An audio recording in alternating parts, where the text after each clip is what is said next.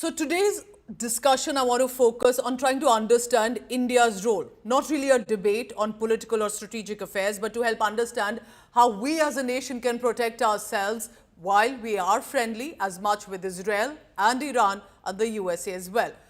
I'm joined by special guest this evening, Professor Brahmachalani. He's a strategic affairs expert. He's been an advisor, remember, to the India's National Security Council as well. Ambassador Veena Sikri will be joining us in just a short while. Lieutenant General Sanjay Kulkarni, also as a defense expert, joins me. I want to start with you, Professor Chelani. When Minister Hardeep Puri says that be reassured, we have our options when the Strait of Hormuz is going to be closed down, but we have diversified our options when it comes to oil and more.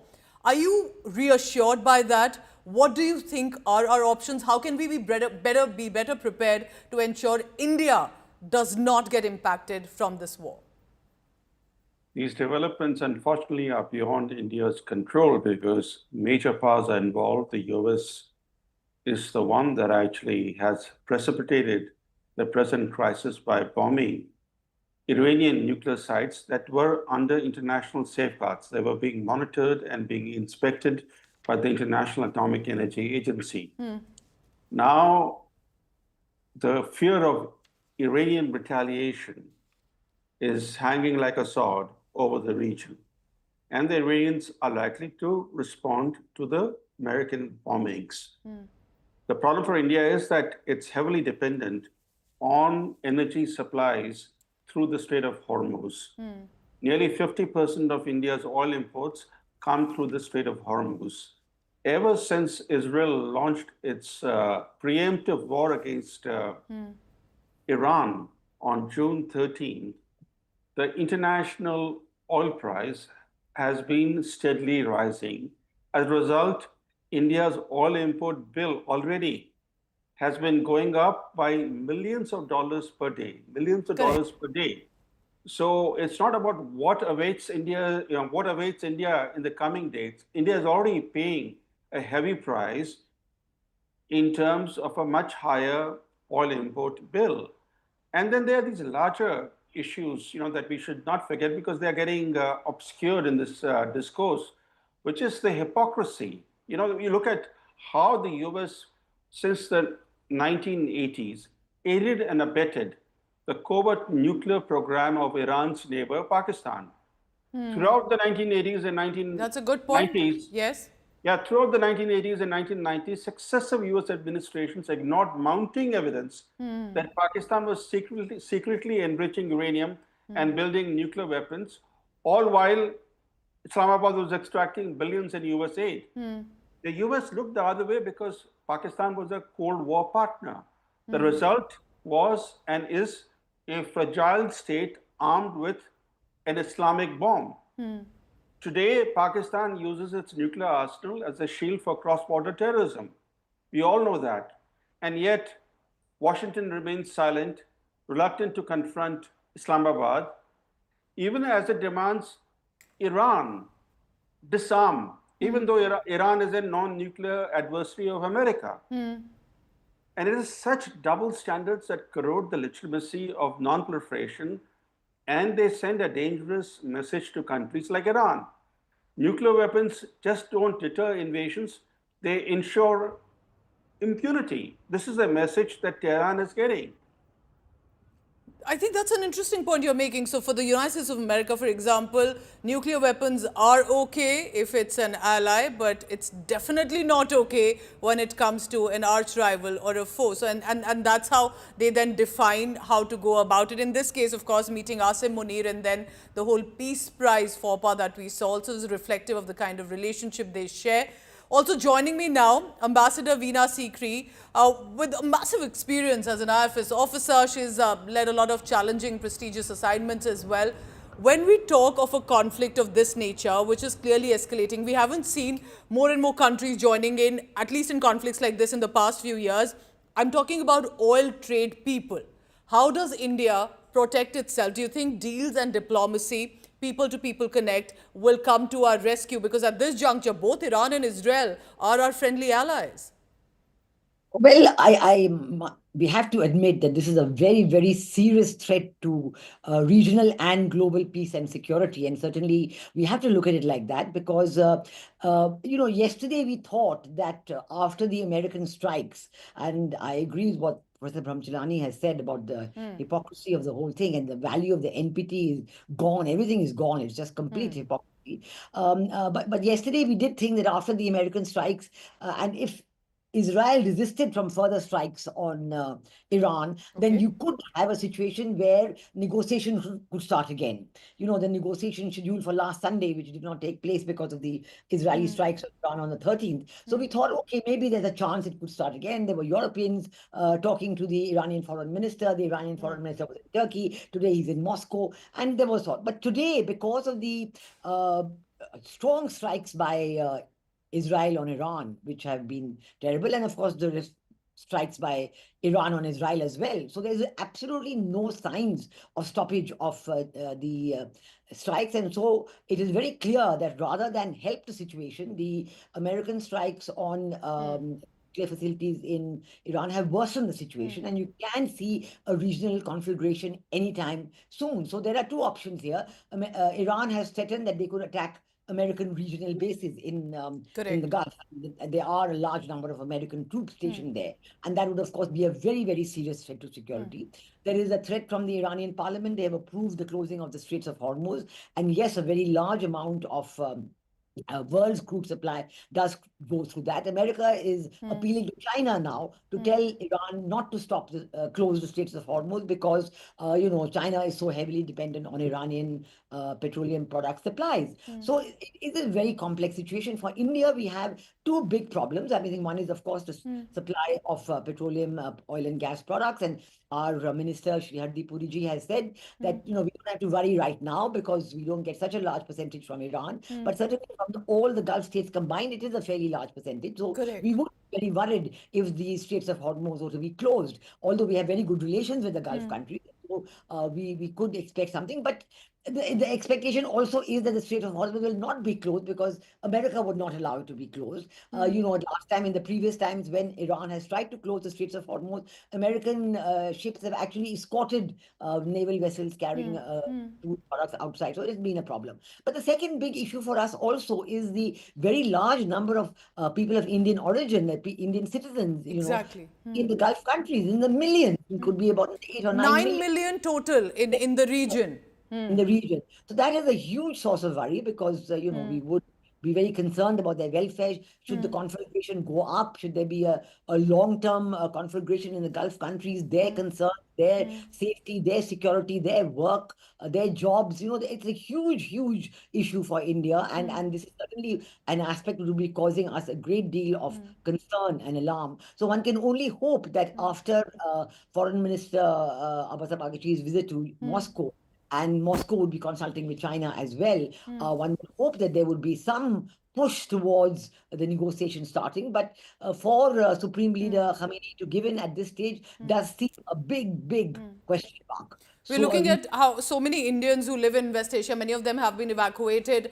Remember, it's not just about Iran, which has about 10 to 20,000 Indians in different sectors studying, working. In Israel, it's about 40,000 approximately. Again, more of them are in professions, different professions in Israel. But it's overall in Middle East, from the UAE, Saudi Arabia, Kuwait, who have a massive population. We have to look at those interests too.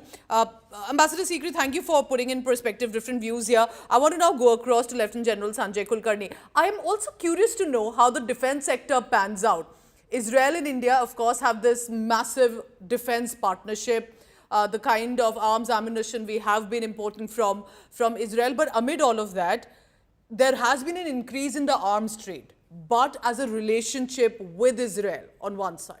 Then with Iran, how do you think India can best maneuver this to be able to at least ensure our domestic interests are taken care of? And I keep reiterating it because India wouldn't want to get dragged into a war it doesn't want at this point. Definitely, Pooja. We would want to get dragged into it, and we have good relations with Israel. We have excellent relations with Iran, and that's the reason why we could have our children pulled out from Iran despite the war going on there. Yes. So that itself speaks volumes of our relationship, volumes of the way the Prime Minister spoke to the President there. And then you find all of it happening. And similarly with Israel. Israel has always stood with India in times of need, in war conditions. And therefore, we are strategically inclined. We have quite a bit of, I would say, Israeli equipment, whether it is in terms of Iran, whether it is in terms of other fields of communication or cyber. So there is a lot that goes on between India and Israel. So relations between the two countries definitely. How do you look at this mission evacuation? If I can talk about that briefly, the fact that Iran opened its airspace for India, Israel has we've been able to have this massive mission evacuation. India made it look very easy. It has done it over the years. But what does it reflect in terms of our relationship with Iran and Israel? See, that's very important because until and unless we have good relations, these kind of things will not happen. And especially when you saw that happening even when it was in Ukraine. You see similar things now, you see that happening again with Iran. Well, it's Israel also, with so many people there, they'll be able to come out from there. That's not a major issue. But what is more important is that we have to strike a balance. You can't take a stand. And there's a lot of instigation, a lot of things that come out in the media and otherwise that, no, we should be able to stand with Iran. No, we should stand with Israel. It's nothing like standing with Iran or Israel. There are no permanent friends. There are no permanent enemies, but they're permanent national interests. And therefore, at this point of time, we need to ensure that there's peace prevails over there. And that is the most important thing. Now, irrespective of what's happened, the United States may have entered the war, but the United States is absolutely clear they stuck those 3 nuclear sites, and that's it. That's the end of it. Even otherwise also, Israel has been telling Iran where exactly to be striking, and striking, well, most of the military leaders, top-notch military leaders, knocked off, similarly the nuclear scientists, the military production side, the nuclear side, all others, anything and everything connected with war and the war machinery have been hit by Israel. But then Israel is only about 420 miles long and 130 odd kilometers wide. The result of which, such a small country, which is even 75 times smaller than Iran, anything and everything from Iran, and it crosses and it passes the Iron Dome, it passes the David Sling, it passes the Arrow system, then obviously you have even 4 or 5 landing there, it's adequate to cause the damage that it has already caused in Jerusalem, in Tel Aviv, and Haifa port, and things of those kinds. So therefore, surely the human loss has not been much in Israel because each one of them have constructed those underground bunkers for themselves. All their houses are built in like that. So they automatically go underground and therefore save themselves. Unlike Iran, where about 600 or 400 people may have lost their lives and about 3,000-4,000 people may have got injured. That's a different thing. But irrespective of all that, I think lies more now, and even in the Strait of Hormuz that we talk about, no, Strait of Hormuz is very difficult because it's shared between Oman and it's shared between Iran. And 33 kilometers. It's not very easy. It hasn't ever been blocked. It can be disrupted. UAE also, yes, correct. Even the UAE down toward the south. So I think it also involves other countries, so possibly that decision will be kept on hold to close the Strait of Hormuz. Professor Chelani, let's ask a very direct question. What do you think should be India's role at this juncture? Should we focus on saving our domestic and protecting our domestic interests? Should we instead try to act as a mediator in this war? Or do you believe that we should go ahead and also expose the USA for its hypocrisy that we've been talking about? Let's look at the situation in this way. Does India have a major stake in this ongoing confrontation or not? If the answer is yes, and it's clear that India has a major stake because it's directly being impacted by the developments, and in fact, if this escalates further, India's energy and security interests both would be gravely affected. Given that reality, India should speak up and be diplomatically active. What does that mean? If Trump can mediate in the India-Pakistan brief military hostilities, why shouldn't India be seeking to insert itself as a go-between the rival parties? For example, the Prime Minister Modi had a word with the Iranian president when the Iranian president called him, and Mr. Modi urged the Iranian president that the right path is toward de-escalation. Yes. That should have been followed up with a phone call to Donald Trump. After all, he's the man who ordered the attack. You know, just talking to the leader of the bombed country is not enough. You have to talk to the leader of the attacking country. And so in other words, by calling the White House, Modi in effect would have turned the tables on Trump. Here would have been Modi seeking to do to Trump what Trump claims to have done to India. But certainly, whatever the motivation might be, the fact is that India's interests are at stake. India is being directly impinged by the developments. How do you say that? Before I go across to other guests, I just want to understand that. Why would you think that India has a higher stake in some way here? Yeah, first, now look at this whole theory that both the US and Israel are propounding, that Iran's possible potential nuclearization would pose a grave threat to the global order and to Israel's very existence. Now, if you look at the geography, Israel does not neighbor Iran. Iran is located well beyond Israel's immediate neighborhood. There are strategic and geographic buffers between Israel and Iran, including Syria, Jordan, and Iraq. Yes. Iran is just 500 nautical miles from India.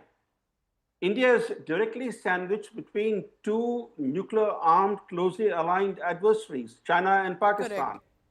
And if Iran develops nuclear arsenal, India would have 3 nuclear neighbors. So it's not just about Israel's security. It's not about America's claim that Iran is a threat to global security. India also has a stake in what's happening. But we are very quiet, as if we are just a bystander. I'm not saying that do something that is brash or diplomatically advised. I'm saying that realize that you have a stake in the present situation. It impinges on your interest directly. So be active diplomatically. Can we have a more active diplomacy? Ambassador Sikri, I want to bring in from a point from what Professor Chilani said. I remember that when Russia-Ukraine war was on and there were sanctions imposed, India was one of the few countries to defy the Western nations' sanctions against Russia. We went ahead, took the discounted crude oil. At this juncture, I'm also looking at China. China, interestingly, slightly quiet than usual. We wouldn't want China factor to be able to get the benefit of this war. How do you think India's equation with Western nations will go here with sanctions increasing on Iran? It's been there already, earlier as well. How do you think India can wade through at this juncture with its friendly allies, but also not fall for how the Western nations want this war to go on? I think that India is firmly maintaining its position of strategic autonomy, and that India has a very important role in this is shown by the fact that President Masood Pezeshkian himself telephoned our Prime Minister.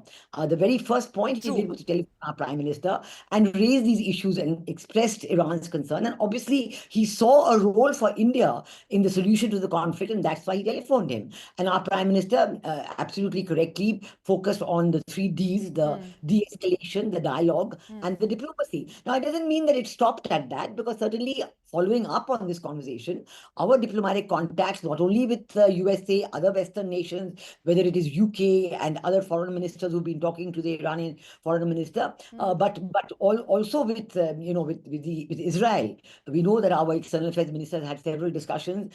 Prime Minister Benjamin Netanyahu has been calling our Prime Minister as well. So these are continuing. I'm not saying that they need not be out in the open.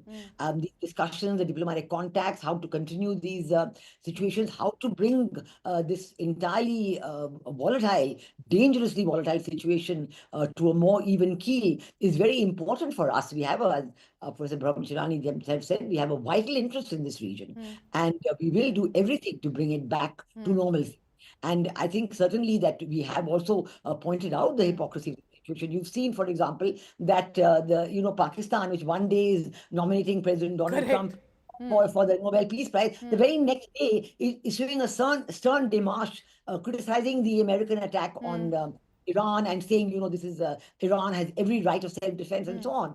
So they put themselves exactly on the opposite place that with America on this one. But we are doing everything much more quietly, and I'm sure the world recognizes that. So now, when the Iranian foreign minister is today in Moscow, we would certainly be following that and seeing what President Putin is saying. President Putin has himself said that, he is a little bit tied down by the fact that there's a huge population, more than 2 million Russian-speaking people in Israel. Yes. And because of this, he is not able to take a more active role. But we do know that Russia has China behind them, and the China-Russia-Iran axis has been quite strong. So there are all wheels within wheels, and we are certainly working within those wheels to see that the situation will calm down. I think the next 24, 48 hours are very critical before Iran takes any kind of important decision to up the ante, as it were, in the Gulf region, whether by attacking American the regional region or by the Straits of Hormuz. So these 24, 48 hours are very critical. General, you want to take that question about the China factor here, because China has offered, like with Russia, if there is any mediation required, will come in, that they could try to get more active in this and come out a bigger winner, whether it comes to trade, monopoly, a nuclear warfare, all of that and more. How can India ensure that we have to look at that factor too? Pooja, firstly, of course, Munir has embarrassed his country by accepting that lunch offer from the President of the United States of America. That there is no denying the fact. As regards China is concerned, well, China has $400 billion 20 years deal on oil with Iran. Similarly, Russia has a $300 billion deal with on gas with Iran, and therefore the Strait of Hormuz, as I understand, will never ever get blocked, because almost the entire oil of Iran gets picked up by Iran. So that is one aspect. The other thing is even Japan, South Korea, India, all of them get affected. So the Strait of Hormuz part, I think, well, disruption, yes, but total blockade seems rather remote. But in the entire thing, neither is Iran innocent. I look at it this way. Iran isn't a very innocent way. Where in the world do you have a nuclear program, a power program, firing things 80 meters down and underground? Is it anywhere? Anywhere in the world, if anybody can show me that such a thing exists. And therefore, Iran all along has been wanting to weaponize nuclear. There is no complaint. The enrichment of uranium, Iran would help the United States of America to begin with, had it wanted to confine itself only to nuclear program from the point of view of power energy is concerned, that would have been 5%. If it wanted another 20% back for research or for medicinal purposes. But to go beyond 60%, 80%, 90%, and then say, well, look, there's nothing over there. We've already removed, even if they have removed 450 kgs of uranium, whatever it is, Iran is not innocent. Let's be very honest about it. It clearly shows that Iran had a nuclear weaponization program, and it was on it without pay. Iran has been threatening Israel right through. Death to America, death to Israel, will wipe out Israel from the face of the earth. All these indicators, and then following it up, of course, hypocrisy exists. If Iran is number one terror country, to me, Pakistan is using terrorism as an instrument of state policy. So there is hypocrisy, no doubt about it. But in the present context, Iran isn't innocent. Iran can't say we were attacked. Okay, good point. Having Hamas and Hezbollah right next to Israel, attacking constantly. Why else would Russia get annoyed with Ukraine? All I can see also is in Iran and with the USA as much, there's this uncertain, unpredictable leadership. We really do not know what they say and how they will react, and will it be in complete opposition to their own words. So we'll have to really track, and India will have to cautiously tread ahead as well. I hope that the leadership will ensure our people, our interests are protected. We have managed that in the past few wars and conflict. This will be a developing story too. I truly appreciate all three of our guests and for your perspectives, for your views, and I hope we can be part of more such discussions. Thank you very much for joining us this evening on To The Point.